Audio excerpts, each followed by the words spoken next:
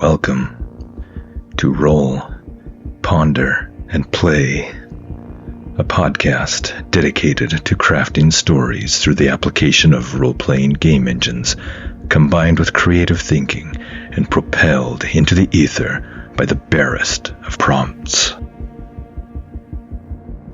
I'm Jarrett Hess, taking on all the roles of Game Master, Solo Player, Author, and Narrator. Come with me on a journey, and together let us explore realms of shadow, danger, and wonder. One role can decide the fate of many things.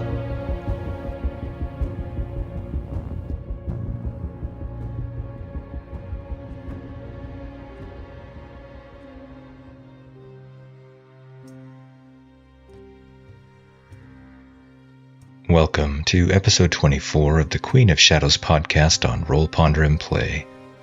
I'm Jarrett Hess, your friendly neighborhood game master, solo player, author, and narrator. In our previous episode, Eilwen, having fled from the Varou assault on their campsite the day before, and having spent the night in the deep woods, spends the next day healing, hunting, resting, and recuperating. As she does so, Scratch, the little wyvern companion, gets into her food, attacks her bootlaces, attempts to fly, hunts bugs, climbs a tree, and, after leaping at Eilwen's face, takes a nap by her side. Eilwen also brings down a deer and harvests its meat.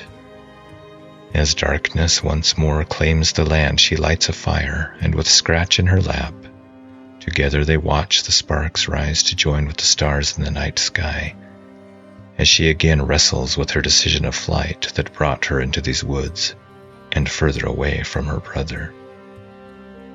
As we begin this episode, Eilwen's stats are Edge 2, Heart 1, Iron 1, Shadow 3, Wits 2. Current assets: Archer, initial box; Cutthroat, initial box; Shadow Walk, initial box. Current statuses: Supply 3 out of 5, Spirit 3 out of 5, Health 5 out of 5, Momentum 4 out of 10. Current debilities: none. Failure track 4 out of 24. Current unspent XP 2. And now, on to episode 24 of Queen of Shadows.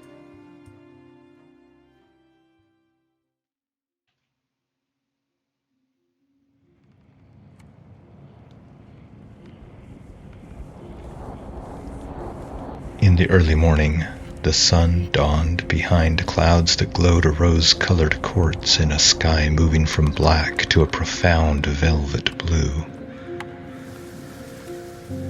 As the sun crested Eagle Point Mountain, bathing it in amber light, Eilwen had repacked their supplies, and with Scratch in tow, the little creature leaping from rock to fallen stump to rotted log to grassy mound, they commenced their hike back to the campsite by the escarpment, where she, Seath, and Aaron had been attacked the previous morning by the wolfmen Varou.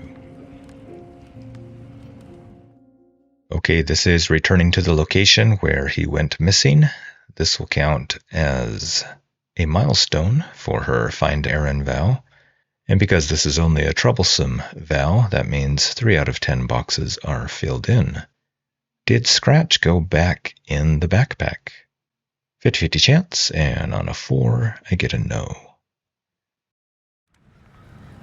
As they traversed through the woods, Scratch didn't go back into the pack. He leaped on rocks, and then, eyes tracking motion in a pond of swampy water below him, he dove downwards, making a large splash, his jaws snapping again and again in pursuit of a school of dark fish. He submerged for a moment, and Eilwen saw ripples on the surface as he moved beneath. Then he burst out of the surface, snorting for air, his jaws empty as his quarry rapidly descended further into the murky water and out of sight. Scratch beat his wings against the water and propelled himself to the shore.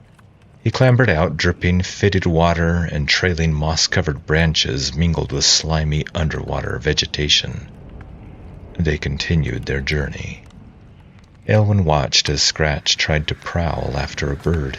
His feathered target sat on a moss-covered fallen log, its small red beak darting down and snapping up fat white grubs as Scratch drew closer and closer. The wyvern stopped, its hind quarters moving back and forth in anticipation.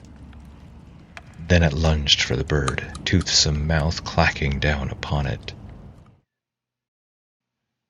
Does Scratch get the bird? I think it's somewhat likely, and on a roll of a 2, I get a no.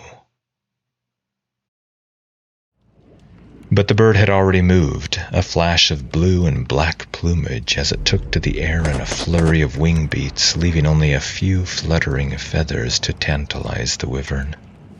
Scratch let out a small cawing sound of his own that sounded somehow angry and dismayed at the same time. I'm sure you'll get the hang of it, Eilwen said with a smile and rubbed his bony head. The sun was midway to its zenith when she slowed, hushing the wyvern and moving behind a tree, her dark eyes darting about her, searching for any sign of movement, listening for sounds of danger. They were close. She moved into a crouch and cautiously approached where the tree line ended, providing a clear view to their ruined campsite. She pulled out her bow and set an arrow. When she saw the slaughter at their campsite the day before, she froze, just within the cover of the tree-lined shadows, the shade from the leaves above her dappling her form. Scratch stopped next to her, looked up at her, and then crouched down like she did, his eyes peering through the tall stalks of grass, flicking left and right. Fast learner, she thought. The sun's mid-morning light revealed the slaughtered horses. Clouds of flies buzzed black around their bloated bellies, dancing upon open, sightless eyes and ruined flesh. Many of their erstwhile mounts had their throats torn out. Others had been gutted by the Varou's vicious claws, teeth, or iron-carved blades. The entrails still piled about them, maggots crawling in and out of fetid flesh, fat with their gorging on death. Other mounts had been half-eaten, giblets of meat and fat littering the meadow. She gagged at the smell, stayed where she was, under cover of the tree line. She feared what she might find. Palms wet on the haft of her bow, she cast her eyes about the carnage and searched for signs of Aaron and Seath. Are Aaron and Seath there? I think it is unlikely, and I get a 1. That is a no and. She didn't see either man. She breathed a sigh of relief. At least they weren't dead and bloated like the horses. At least, not here. Had they gotten away then? Or had they run and been hunted and killed elsewhere? She listened and heard the birds on the wind, the rustling of leaves, the rushing of the cold water. The peaceful sounds were an odd counterpoint to the scene of butchery and carnage. Above her circled dozens of ravens and crows cawing at each other, some fluttering down to join in the feasting of the flies on the macabre meal.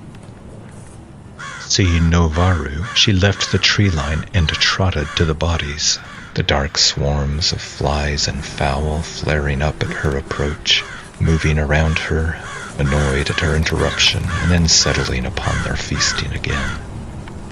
Crouching down, she studied the ground and looked for any signs of where her companions had gone. Okay, this is gather information, and I am rolling plus wits. I rolled a 4 on the action dice, plus 2 is a 6 against a 2 and a 2. On the challenge dice, 4, a strong hit, and not only that, but a strong hit with a nice, good, positive match. Nice. I wonder what that will be. Let's see. Action and theme, here we come. I rolled a 21, leave, and 89, lose. Well, That seems pretty clear. Eilwen touched the grasses on the ground with a light finger. Red blood coated the curvature of some of the grasses. With a trembling hand, she picked up some wooden chips that had been hacked from Aaron's shield. This was where he had been fighting. Some blood on the grass. But was it from Aaron or from the Varou, or perhaps both? She didn't know, and his body wasn't there. That much was certain.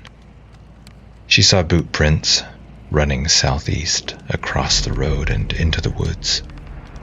The same woods she had been in herself, but the morning of the attack had been hazy with fog and easy to get disoriented.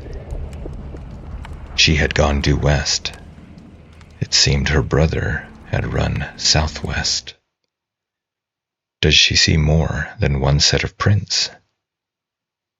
I think that's somewhat likely, and the oracle gives a yes. She saw another set of human boot prints. They matched Seath's stride. He must have run with Aaron this way too. Eilwen straightened and whispered with a smile, "They got away." Were they pursued? I think that is likely, and I get a 9 on the oracle roll for a yes. Then Eilwen frowned as she saw the prints of misshapen feet, part wolf, part human in the wet earth.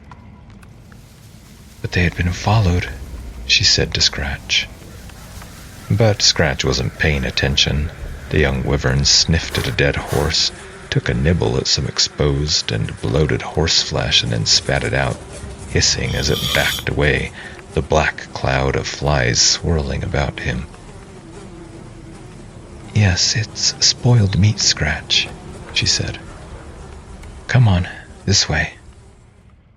She followed the boot prints and set off into the forest, heading southwest. The trees swallowed them up in their greenery and bursting life. Forests always had life, even in the veiled mountains.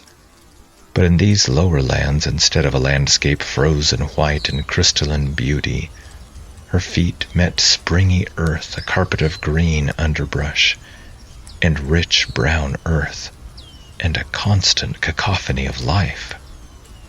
The sun grew hotter as she progressed further into the forest, following the tracks. By noon, she came to a clearing in the woods, and there, looming above the trees, rose the ruins of some old stone buildings, a large rectangular building, and some smaller outbuildings. These were clearly human structures. The roofs, some made of wood or thatch, had fallen in or were in the process of doing so.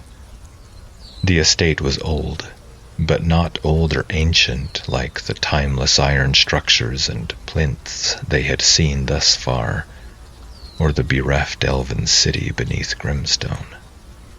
Vines with deep green leaves covered the ceiling and draped over darkened holes that were once windows and a doorway. A stone pillar on the grounds had fallen over, a sort of totem maybe, that had scorch marks on it, as if lightning had struck it and cracked the stone plinth at its base, causing its fall. Eilwen studied the clearing. Does she see Aaron here? On a 50-50 chance, I get a 1. No, and. Does she see any Varou? I think that is somewhat likely, but I get a 3 on the oracle roll for a no. Are there Varou signs around? I think that's somewhat likely. And I get a 5, which is a yes, but. So are there old signs of them? 50-50 chance, and I get a 3. No. But she saw no sign of her brother, or Seath, or the Varou. Scratch hopped up onto a tree that had fallen over and lay slantwise leaning against a stone hut. The small wyvern ran up the tree and onto the roof, and then looked down at the ground some 5 feet below. Then it looked down at her, then down at the ground again. He sat down and gave a plaintive cawing sound and looked over at her again. What? He looked at the ground, then at her, and then at the ground again. I'm not going to carry you. Come on. He hissed at her. She slid her bow across her back and returned her arrow to her quiver. You have wings, she said. Fly, like this. And she outstretched her arms to her side and mimed flying like a bird. Scratch cocked his head and watched her. Then he hissed tentatively, extended his little wings, and hopped off flapping, flailing, half gliding for a few feet before nose-diving into the ground. She chuckled. That's right, you're getting the hang of it, she said. She tossed him a piece of meat from her sack. That's for trying. It snapped at the treat greedily and then scampered about her before ranging ahead again. Do Aaron's footprints go into the building? I think that is somewhat likely, and on a roll of 6, we get a yes. And I'll say from the yes but above that the Varou prints had followed after Aaron's. Was Seath with Aaron? I think that's somewhat likely, and on a 9, I get a yes. Does Eilwen see any blood from a fight? I think that is somewhat likely. But on a roll of a 3, the oracle says no. Recent boot prints entered the large building, and then so did the Varou. But she couldn't hear any sounds of conflict. Maybe Aaron and Seath were already dead, and the Varou had left and they lay in wait inside. Her mind shied away from the thought of her twin dying, giving out his lifeblood in some dark, crumbling abode, without her gripping his hand as he breathed his last. She set her jaw and moved up to study the fallen pillar. It appeared to have been a signpost of sorts. Can Eilwen interpret it? On a 50-50 chance, I get a yes. She brushed away some vines and lichen, and her fingers traced the engravings etched in the stone. Her mother's training with the blocky runes and the iron discs revealed the meaning of the similar runes here. Green home, she translated. What could that mean? And then under the runes, another etching. This one a faded elliptical carving. Golden paint, nearly worn away to nothing, sparkled faintly in the sunlight. Her finger traced the ellipse. Her heart leaped in possible recognition, and she stood up, more alert. Was this really what she thought it was? Okay, this is from the positive match back in episode 21. All shall be revealed in due time. I wonder, she said, and peered into the ruined doorway. She saw recent boot prints in the dust. Aaron, she whispered, and gripped the pommel of her sword. Okay, this is a small site, and I'm going to do a troublesome delve to make it through these buildings. I will choose for domain, ruin, due to the crumbling legacy of a dead civilization, and for the theme, I will choose wild, as nature prevails at this place. I'm going to delve the depths and roll plus wits. I know it says depths, but that doesn't mean we're necessarily going deeper or underground. It's a large multi-level structure that is in a perilous area that requires exploring. I rolled a 1 on the action dice, not a great start, with a 2 for her wits is a 3, against a 2 on the challenge dice at a 10 for a weak hit.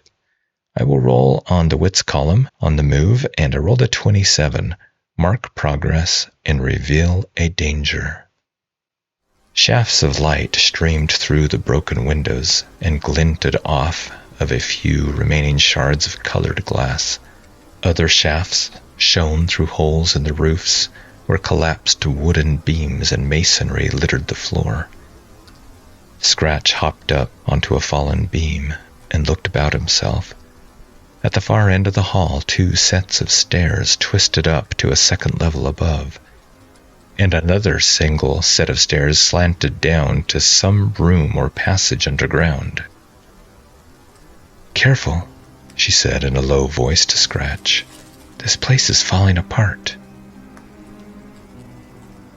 Okay, I'm going to roll on Reveal a Danger move, and I rolled an 80. You face the consequences of an earlier choice or approach. Scratch hissed and his nostrils flared. He arched his neck and peered intently into the shadows, his claws gripping the beam, digging into its rotting wood. "What?" she said. Then Scratch gave a series of raucous caws and leaped off of the beam, sending a cloud of dust falling down on her. "Scratch?" she asked, and he tore off towards the shadow, cawing madly. "Quiet!" she hissed. The creature gave her no heed. Okay, this is the consequence of choosing, or picking up, the wyvern egg and hatching Scratch and choosing him for a companion. He has made a bunch of noise. Let me roll on the mag to get a little bit more information about the setting. I get a guillotine, person screaming, a bomb, footprint or barefoot, throne with crown, test tube, vines or tentacles maybe, bones of beast, leaf. Well, I can get some good setting details from that. Scratch caught again and then suddenly tore out of the shadows and chased after something small and furry that darted across the flagstones. He gained on it and then leaped atop the poor animal, biting into it, tumbling atop of it, rolling and coming up with the thing in his talons. It screamed in pain, trying to twist away, but the small wyvern held it tight, his talons piercing its flesh. Scratch bit it again in the throat, and the small animal writhed, whimpered, and fell still. Eilwen ducked under a half-fallen beam and saw that Scratch had caught a squirrel. He looked at her and raised his head proudly and gave a celebratory hiss, as he then proceeded to tear into the flesh of the small creature for a quick meal, finally silent, save for the quiet munching as he worked.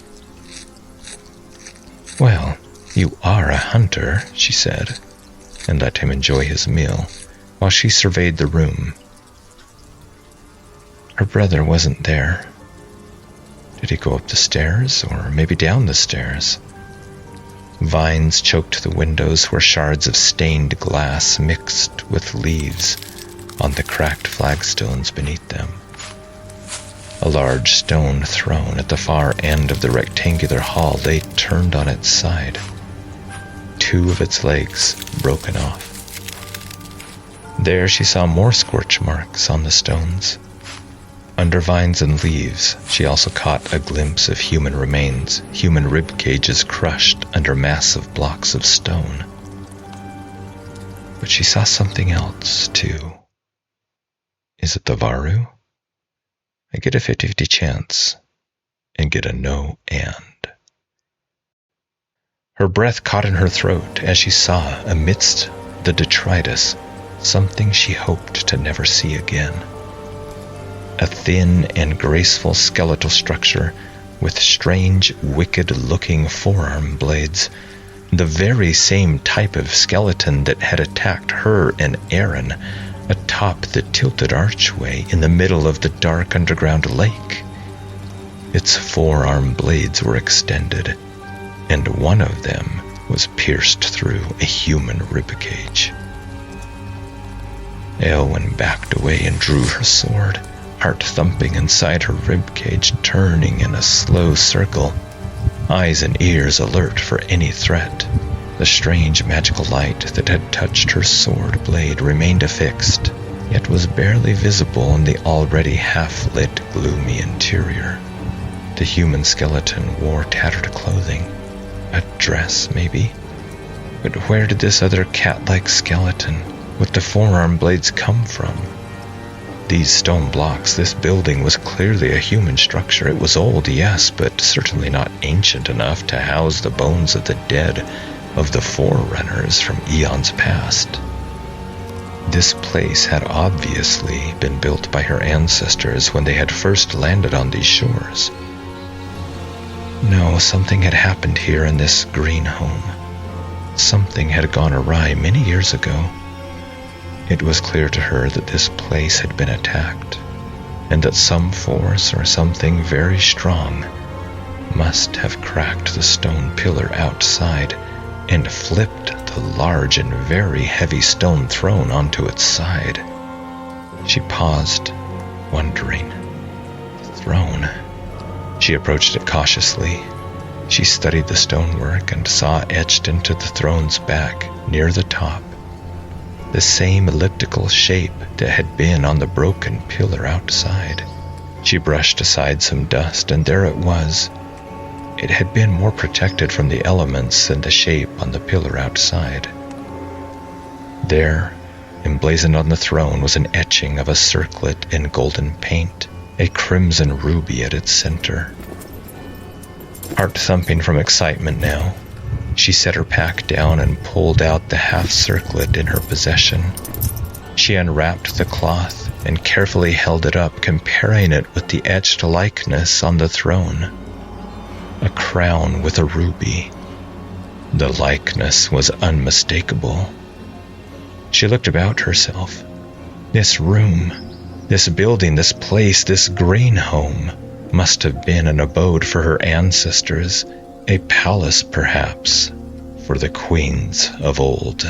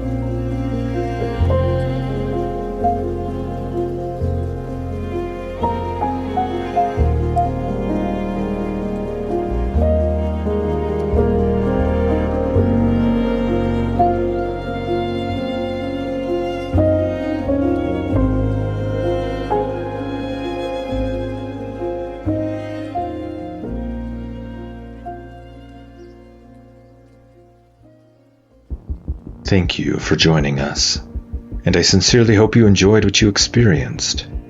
If you would like to support Roll, Ponder, and Play, you can do so in a number of ways. You can give the show a positive review on your podcatcher of choice. You can share the show with your friends and family and on your socials. Nothing beats word of mouth as a way to bring in new listeners. You can join my Patreon at patreon.com/Roll, Ponder, and Play. There you can find show notes and transcripts, as well as other projects I'm involved in. And paid subscribers get access to subscriber-only episodes, shows, and other content. Finally, you can simply reach out to me and say hello. Comments from you are what inspire me to keep doing this, and I'd sincerely love to hear what you think of the show. To do so, you can find me on my Patreon, or on Discord at Roll, Ponder, and Play, or by email at rollponderandplay@gmail.com. Until we meet again on Roll, Ponder, and Play, may your own dice rolls ever bring you success.